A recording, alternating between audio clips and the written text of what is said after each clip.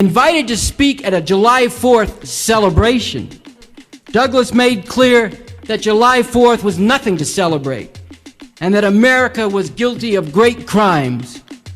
Here's what he said about it. America may accuse others of savagery, but really it has no equal when it comes to this.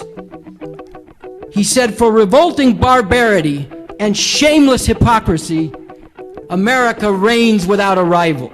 This is Pete on the street. I'm with the RNL Show, the Revolution Nothing Less Show, and we're out here asking people, what is the true meaning of this flag? A, freedom, equality, and democracy, or B, slavery, war, and genocide?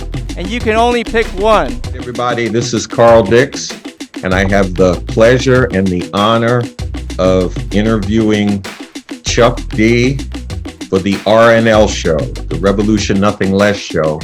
And the occasion for this interview is the new video that Public Enemy dropped